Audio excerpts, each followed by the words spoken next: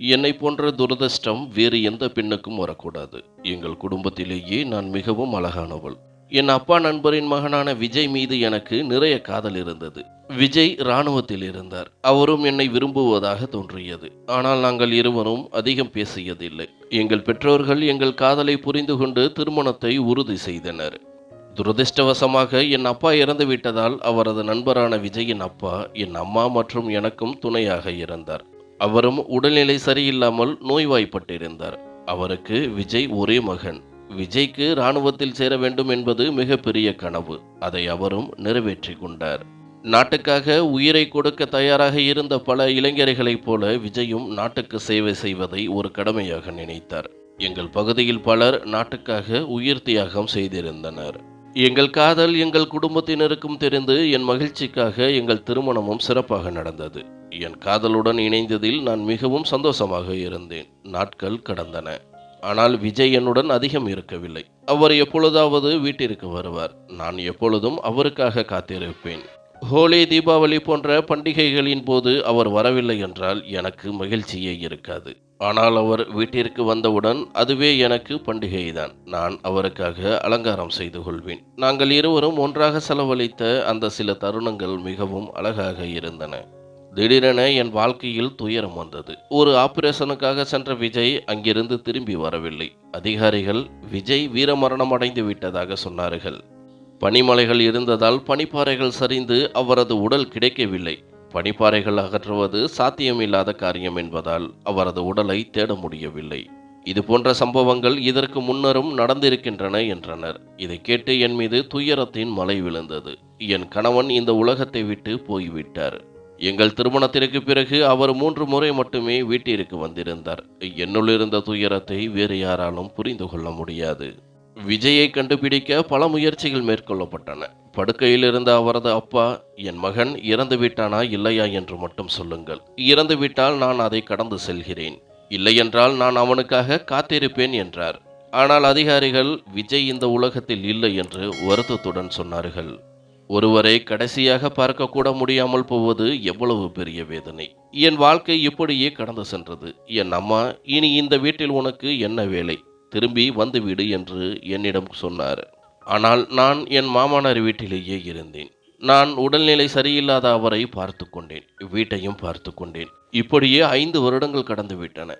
என் அம்மா என்னை கிராமத்து பஞ்சாயத்திடம் அழைத்து சென்று என் பிரச்சனையை சொன்னார். கணவன் இறந்து விட்டாரா இல்லையா என்று உறுதியாக தெரியாவிட்டால் 4 வருடங்கள் காத்திருந்து அதன் பிறகு மறுமணம் செய்து கொள்ளலாம் என்று பஞ்சாயத்து சொன்னது. கிராமம் என்பதால் இதை போல பஞ்சாயத்துக்கள் நடப்பது சகஜம்தான். என் அம்மா, நீ என் ஒரே மகள். உன் அப்பாவிடம் உன்னை சந்தோஷமாக வைத்திருப்பேன் என்று சத்தியம் செய்திருக்கின்றேன். நீ 5 வருடங்களாக ஒரு விதவையைப் போல வாழ்வதை பார்க்க என் மனதுக்கு கஷ்டமாக இருக்கின்றது. நீ மறுமணம் செய்து கொள். 5 வருடங்களாகிவிட்டன. விஜய் திரும்பி வர மாட்டான் என்று சொன்னாள். எனக்கும் இது உண்மை என்று தோன்றியது. அவர் இந்த உலகத்தில் இருந்திருந்தால் திரும்பி வந்திருப்பார். என் அம்மா என்னிடம், நீ என் பேச்சை கேட்கவில்லை என்றால் என் இறந்த முகத்தை தான் பார்ப்பாய் என்று சத்தியம் செய்தார். என் மாமனாரும், மருமகளே, நீ மறுமணம் செய்து கொள். எங்கள் மகன் நாட்டுக்காக உயிர் தியாகம் செய்ததற்காக நாம் பெருமைப்பட வேண்டும் என்று எனக்கு எடுத்துச் சொன்னார். நான் இரவில் எழுந்து அழுவேன். விஜயின் கனவுகள் எனக்கு வரும். அவரும் கனவில், நீ உன் வாழ்க்கையை மகிழ்ச்சியாக வாழ், நான் திரும்பி வர மாட்டேன் என்று சொல்லுவார். விஜயின் சித்தப்பா மகனான ராகேஷ் விஜயின் வயதுடையவர். அவர் ஒரு சிறிய தொழில் நடத்தி வந்தார். என் அம்மா, என் மகளை ஒரு இராணுவ வீரனுக்கு திருமணம் செய்து வைக்க மாட்டேன். அவளை எப்பொழுதும் தன்னருகில் வைத்திருக்கும் ராகேஷுக்கு திருமணம் செய்து வைப்பேன் என்று சொன்னார். ராகேஷ் விஜயின் நல்ல நண்பர். அவர்கள் இருவரும் நல்ல நண்பர்களைப் போலவே பழகினர். நானும் அவர்களுடன் விளையாடுவேன். ராகேஷை பற்றி எனக்கு நன்றாக தெரியும். அவர் ஒரு நல்ல மனிதர். என் அம்மா அவரிடம் திருமணத்தை பற்றி பேசிய போது அவரும் உடனடியாக சம்மதம் சொன்னார். ஏனென்றால் அவர் எனக்கு ஆதரவாக இருக்க விரும்பினார். ஆனால் ராகேஷ் எனக்கு விஜயின் நண்பர் என்பதால் அவரை திருமணம் செய்ய நான் விரும்பவில்லை. என் அம்மா, இது துரோகம் இல்லை. துரோகம் என்பது உயிரோடு இருப்பவர்களுடன் செய்வதுதான், இறந்தவர்களுடன் அல்ல என்று சொன்னார். என் அம்மா கட்டாயப்படுத்தி எனக்கு திருமணம் செய்து வைத்தார். ராகேஷுடன் எனக்கு திருமணம் நடந்த முதல் இரவில் அவர் என்னிடம், விஜயின் மரணம் எனக்கு வருத்தமாக இருக்கிறது. நீங்கள் இருவரும் ஒருவருக்கொருவர் எவ்வளவு நேசித்தீர்கள் என்பது எனக்கு தெரியும். நான் அவரது இடத்தில் வந்திருக்கின்றேன். ஆனால் உன் மனம் ஏற்றுக்கொள்ளும் வரை நான் உன்னிடமிருந்து விலகியே இருப்பேன். நான் உன்னை தொடமாட்டேன் என்று சொன்னார். ராகேஷின் இந்த வார்த்தைகள் எனக்கு மிகவும் பிடித்திருந்தன. காலப்போக்கில் இருவரும் ஒருவரை ஒருவர் ஏற்றுக்கொண்டோம். ராகேஷும் ஒரு ஆண். அவர் என்னிடமிருந்து எவ்வளவு நாட்களுக்கு தூரமாக இருக்க முடியும்? அவர் என்னிடமிருந்து தனது உரிமையை கேட்கின்றார் என்று எனக்கு புரிந்தது. நானும் ராகேஷை வருத்தப்படுத்த விரும்பவில்லை. அவர் எனக்கு ஆதரவாக இருந்ததற்காக நான் நன்றி தெரிவித்தேன். அந்த இரவு நான் ராகேஷை என் மனதிலிருந்து ஏற்றுக்கொண்டேன். நான் என்னை அலங்காரம் செய்து கொண்டேன். அதை பார்த்து அவர் மிகவும் மகிழ்ச்சி அடைந்தார். என்னை அணைத்து கொண்டார். அந்த இரவில் நாங்கள் இருவரும் கணவன் மனைவியாக ஆனோம். எனக்கும் அப்போது விஜய் திரும்பி வரமாட்டார். என் வாழ்க்கை ராகேஷுடன் தான் இருக்கிறது என்ற உணர்வு ஏற்பட்டது. நாட்கள் இப்படியே கடந்து சென்றன. ராகேஷுடன் நான் வாழ்ந்து 1 வருடமாக போகிறது. எனக்கும் விஜய்க்கும் இருந்த உறவு போலவே எங்களுக்கும் ஒரு நல்ல உறவு ஏற்பட்டது. நாங்கள் ஒருவருக்கொருவர் கேலி செய்ய ஆரம்பித்தோம். ஒருவருக்கொருவர் இதயபூர்வமாக பேச ஆரம்பித்தோம். அவரும் என்னிடம், இன்று நான் இதை செய்தேன், இன்று இவ்வளவு வாடிக்கையாளர்கள் வந்தனர், இவ்வளவு சம்பாதித்தேன் என்று தனது எண்ணங்களை சொன்னார். அவர் எனக்காக நிறைய நகைகளையும் வாங்கி கொடுத்திருந்தார். ராகேஷ் மிகவும் எளிமையாக, நீ என் மனைவி, உன் கைகள் வளையல்கள் இல்லாமல் இருக்க நான் விரும்பவில்லை என்று சொன்னார். அவர் எனக்காக தங்க வளையல்களை செய்து கொடுத்தார். நான் அவற்றை போட்டுக்கொண்டேன். அப்போது எனக்கு இதுதான் வாழ்க்கை, நாம் இதை சிறப்பாக வாழ வேண்டும் என்று தோன்றியது. வாழ்க்கையில் சிலர் சந்தோஷமாக இருப்பதில்லை. அதனால் கிடைப்பதை பயன்படுத்திக் கொள்ள வேண்டும்.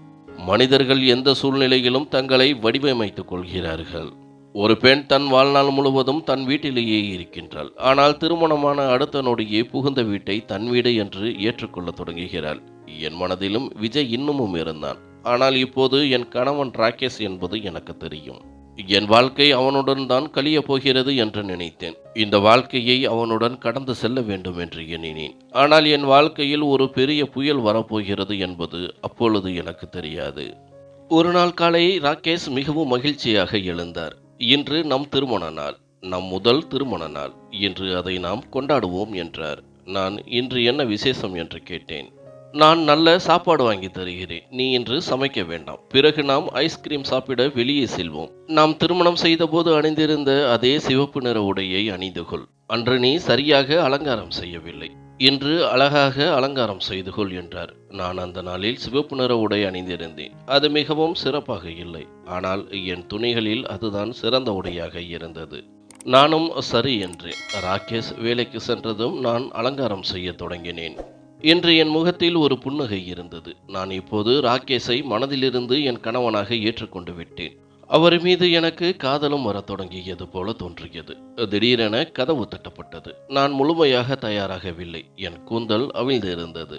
ராகேஷ் இவ்வளவு சீக்கிரம் திரும்பி வந்து விட்டாரா, ஏதேனும் மறந்து விட்டாரா என்று நினைத்தேன். நான் கதவை திறந்தபோது என் காலடியில் இருந்த நிலமே சரிந்து போவது போல் உணர்ந்தேன். ஏனென்றால் வாசலில் நின்றது ராகேஷ் இல்லை, விஜய். அவரது தோற்றத்தை பார்த்தால் அவர் பல ஆண்டுகளாக நோயில் இருப்பது போலவோ அல்லது உணவு கிடைக்காத இடத்தில் வசிப்பது போலவோ இருந்தார். ஆனால் நான் அவரை அடையாளம் கண்டு கொண்டேன். அவர் விஜய் தான். அவரது கண்களில் கண்ணீர் இருந்தது. எங்களின் இருவரின் நிலையும் ஒன்றாக இருந்தது. அவர் என்னிடம் அருகில் வந்தபோது நான் ஒரு அடி பின்னால் சென்றேன். நான் இப்போது ராகேஷின் மனைவி, விஜயின் மனைவி இல்லை என்பது எனக்கு நினைவு வந்தது. ஏன் என்னிடமிருந்து விலகிச் செல்கிறாய்? பார், நான் இத்தனை ஆண்டுகளுக்கு பிறகு வந்திருக்கின்றேன். நான் எங்கிருந்தேன், உன்னிடம் வரவேண்டும் என்று எவ்வளவு கஷ்டப்பட்டேன் என்று உனக்கு தெரியுமா? நீ ஏன் இங்கு ராகேஷின் வீட்டில் இருக்கின்றாய்? நான் உன் வீட்டிற்கு சென்றேன். உன் அம்மா அங்கு இல்லை. பக்கத்தில் இருப்பவர்கள் நீ ராகேஷின் வீட்டில் இருப்பாய் என்று சொன்னார்கள் என்றார். நான் விஜயிடம், உள்ளே வாருங்கள், உட்காருங்கள் என்றேன். எனக்கு என்ன பேசுவது என்று தெரியவில்லை. விஜய், நான் மிகவும் மோசமான சூழ்நிலையில் இருந்தேன்.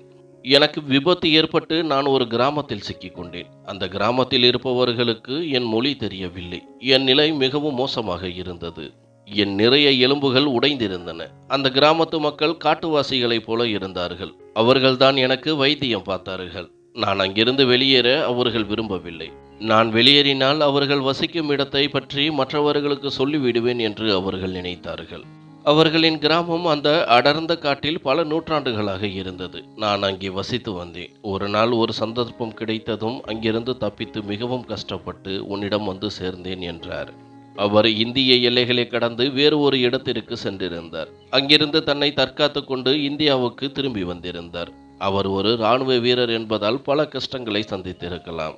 விஜய் என் முன் உட்கார்ந்து தனது கதைகளை சொன்னபோது என் கண்களில் கண்ணீர் வந்தது. அவர் மீண்டும் என் கையை பிடிக்க முயன்றார். நான் மீண்டும் பின்னால் சென்றேன்.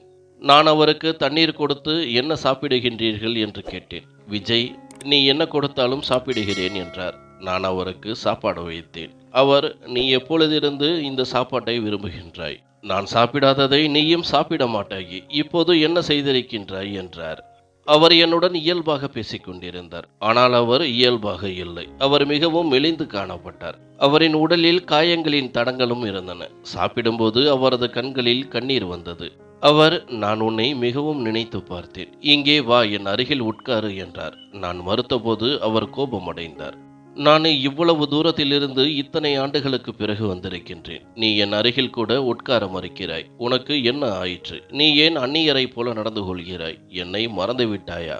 நான் உன் கணவன் என்பதை நினைவில் கொள். நான் உன் காதலன் இல்லை. நான் உன் மீது உரிமை வைத்திருக்கின்றேன். நீ என்னுடன் வர வேண்டும். நீ ஏன் இந்த வீட்டில் இருக்கின்றாய் என்று கேட்டார். அவர் இவ்வளவு கேள்விகளை கேட்டார். ஆனால் என்னிடம் பேச வார்த்தைகள் இல்லை.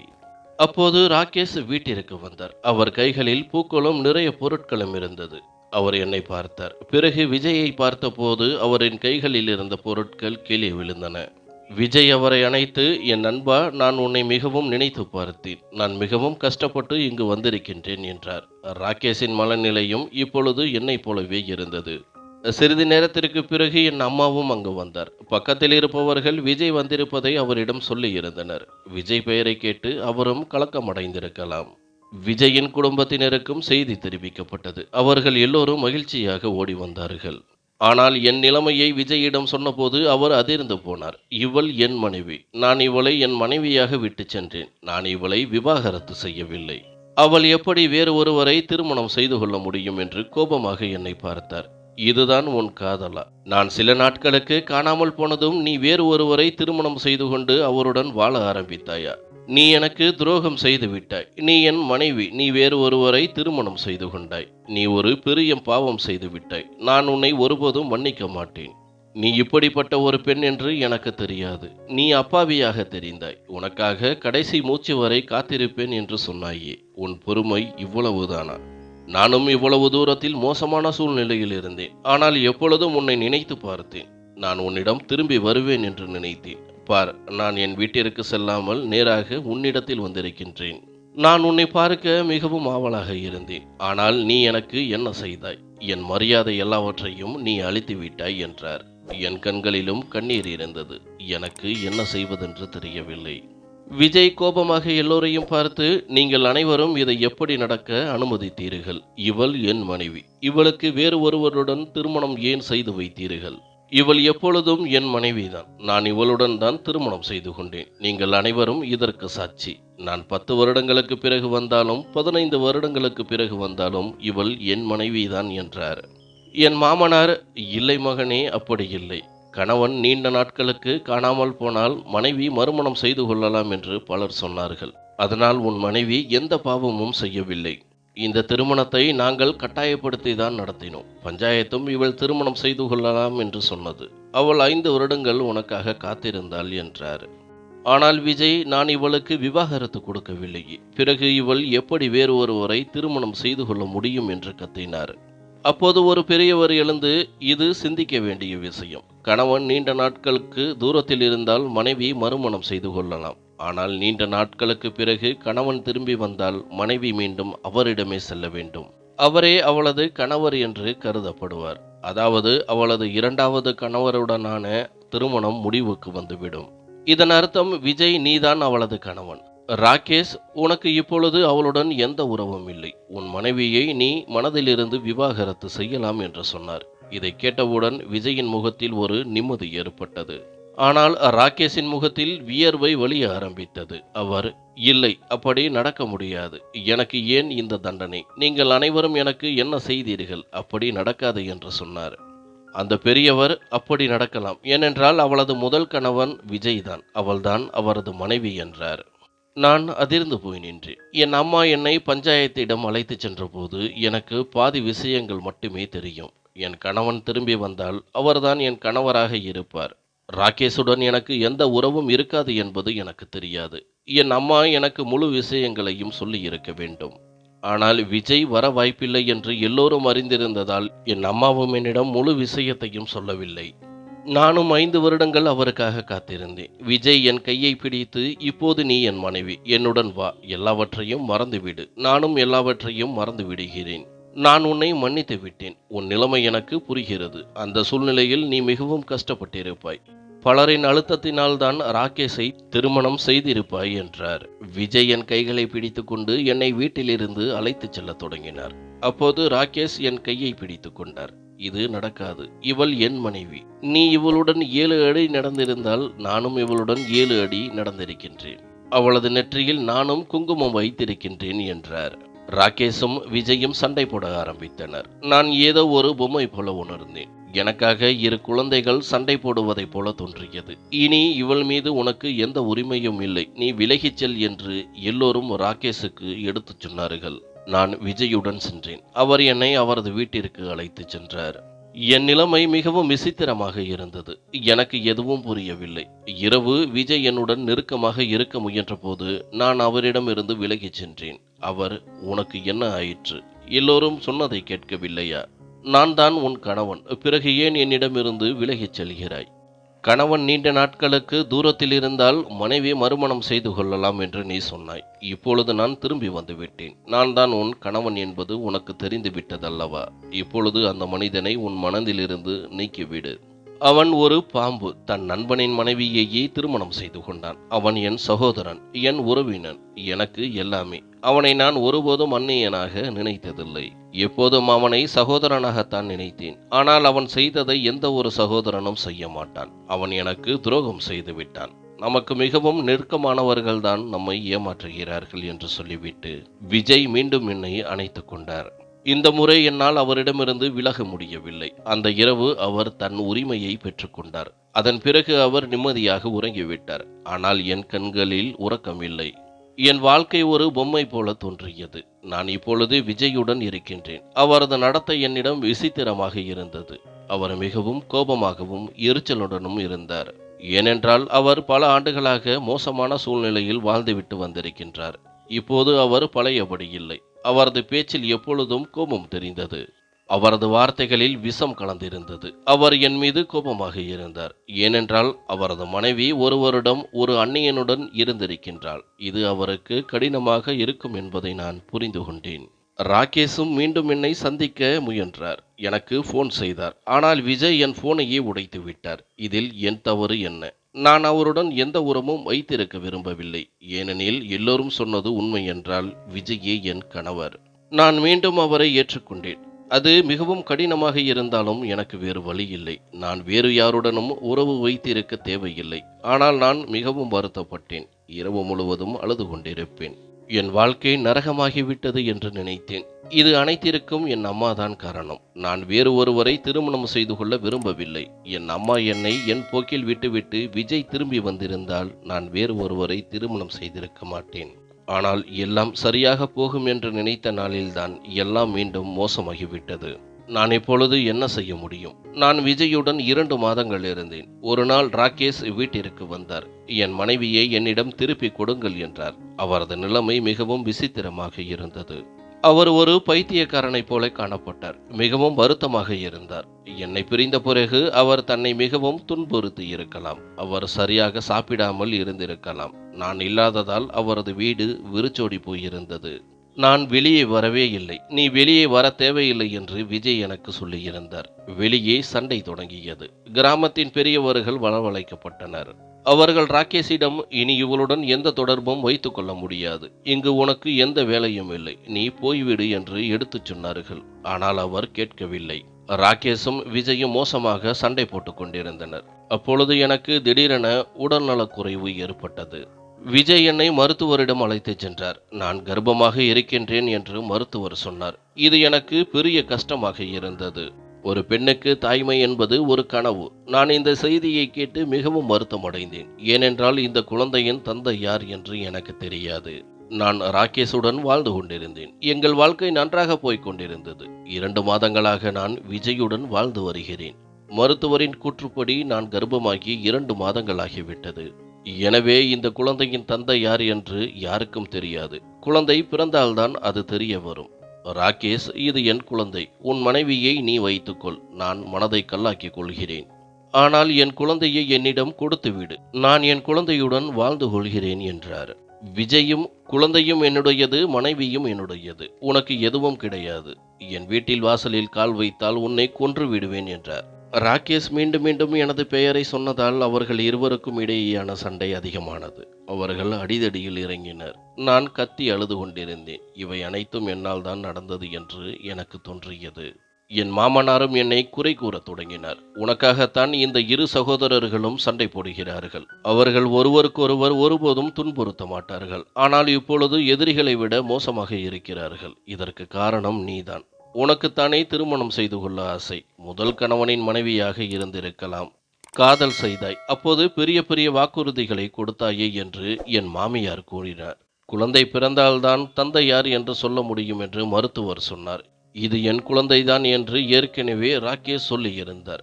குழந்தை பிறந்தவுடன் நான் அதை அழைத்து சென்று விடுவேன் என்றும் சொன்னார். நீ இல்லாமல் குழந்தை வாழ்ந்து கொள்ளும். நான் தாயும் தந்தையுமாக இருப்பேன் என்றும் சொன்னார்.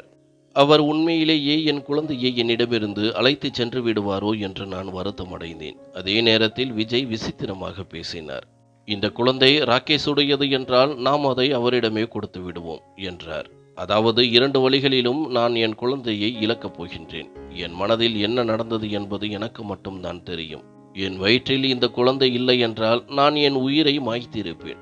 ராகேஷனிடம் நான் உன்னை காதலிக்கின்றேன், அதனால் உன்னை பிரிய மாட்டேன் என்று ஒரு முறை சொன்னார். ஆனால் உன் வயிற்றில் அந்த மனிதனின் குழந்தை இருந்தால் நான் அந்த குழந்தையை என் வீட்டில் வைத்திருக்க மாட்டேன் என்றும் சொன்னார். எனக்கு என்ன செய்வதென்று தெரியவில்லை. எனக்குள் என் குழந்தை இருந்தது. நான் ஒரு தாய் ஆகிவிட்டேன். நான் இருவருக்கும் மனைவியாக இல்லாமல் அந்த குழந்தையின் தாயாக யோசித்தேன். கடைசியில் குழந்தை பிறக்கும் நேரமும் வந்தது. அப்போது சோதனை செய்து குழந்தையின் தந்தை யார் என்று கண்டுபிடிக்கலாம். ஆனால் பிரசவத்தின் கடைசி நேரத்தில் எனக்கு உடல்நிலை மிகவும் மோசமானது. ஏதோ தவறு நடக்கிறது. நாம் உடனடியாக அறுவை சிகிச்சை செய்ய வேண்டும் என்று மருத்துவர்கள் சொன்னார்கள். அறுவை சிகிச்சையின் மூலம் குழந்தை பிறந்தபோது மருத்துவர்கள் அதிர்ந்து போனார்கள். ஏனென்றால் என் குழந்தைக்கு பிறப்பிலேயே ஒரு பெரிய நோய் இருந்தது. அது மிகவும் விசித்திரமான உடல் அமைப்புடன் இருந்தது. அதை பார்த்தவர்களின் கண்களில் கண்ணீர் வந்தது. இதில் என் தவறு என்ன? நான் இப்படி ஒரு பெரிய தண்டனையை பெறும் அளவுக்கு என்ன செய்தேன்? உண்மையில் இந்த குழந்தையை வைத்து விளையாடிய அவர்கள் இருவருக்கும் இது ஒரு தண்டனை. ஒருவர் என்னிடமிருந்து அதை பறித்து கொள்ள விரும்பினார். மற்றொருவர் அதை வைத்துக் கொள்ள விரும்பவில்லை. அறிக்கையின்படி இந்த குழந்தை ராகேஷுடையது. ஆனால் அவர் குழந்தையை பார்த்ததும் அதை கைவிட்டார். விஜயும் இந்த குழந்தையை நான் வளர்க்க மாட்டேன் என்றார். ராகேஷ் என்னை நிரந்தரமாக விட்டுவிட்டு சென்று விட்டார். ஏனென்றால் அவர் என்னுடன் இருந்தது குழந்தைக்கு மட்டும்தான். இப்பொழுது அந்த குழந்தையை வைத்துக் கொள்ள மறுத்து அவர் நிரந்தரமாக கிராமத்தை விட்டு சென்று விட்டார். நான் விஜயுடன் நான் இந்த குழந்தையை வளர்க்க விரும்புகிறேன் என்றேன். அவர் இந்த குழந்தையுடன் நான் உன்னை என்னுடன் வைத்துக் கொள்ள முடியாது என்றார். நான் சரி, அப்படியென்றால் என்னை விட்டு விடு என்றேன். அவர் நீ ராகேஷிடம் திரும்பி போக வேண்டும் என்பதற்காகத்தான் இப்படி சொல்கிறாய் என்றார். நான் நீ இப்படிப்பட்ட மனிதர் இல்லை. நாம் ஒருவரை காதலித்தோம். நினைவில் இருக்கிறதா என்றேன். அவர் நீ அந்த அன்பை நினைத்திருந்தால் நீ ராகேஷை திருமணம் செய்திருக்க மாட்டாய். நீ என் மனதிலிருந்து போய்விட்டார் என்றார். நானும் நீயும் என் மனதிலிருந்து போய்விட்டாய். நீ என்னுடன் இருக்க விரும்பவில்லை என்றால் நீ என்னை விட்டு செல்லலாம் என்றேன். அவர் சிறிதும் யோசிக்கவில்லை. விஜய் எனக்கு விவாகரத்து கொடுத்து விட்டார். நான் மீண்டும் என் அம்மாவின் வீட்டிற்கு வந்துவிட்டேன். அவர்கள் இருவரில் யாருக்கும் என் மீது காதல் இல்லை. முதலில் அவர்களுக்கு என் அழகின் மீதே எண்ணங்கள் இருந்தது. பிறகு குழந்தையை வைத்துக்கொண்டு தங்கள் அகங்காரத்தை வெளிப்படுத்தினர். இப்போது நான் என் குழந்தையை வளர்க்கின்றேன். உலகம் அதை பற்றி என்ன பேசினாலும் பேசட்டும். ஆனால் எனக்கு இது என் குழந்தை, என் உயிர், என் அன்பான மகன். நான் எப்பொழுதும் அதை பார்த்து கொள்வேன். இப்படிப்பட்ட குழந்தைகள் நீண்ட காலம் வாழ மாட்டார்கள். அது சில காலம் மட்டுமே உயிர் வாழும் என்று மருத்துவர்கள் சொல்கிறார்கள். ஆனால் என் மகன் என்னுடன் இருப்பான். நான் என் சக்தி அனைத்தையும் கொடுத்து என் மகனுக்கு சேவை செய்வேன். அவனை பார்த்து கொள்வேன். என் வாழ்க்கையின் ஒரே நோக்கம் இதுதான். இதில் என் தவறு என்ன? எனக்கு ஏன் இவ்வளவு பெரிய தண்டனை கிடைத்தது என்று எனக்கு தெரியவில்லை.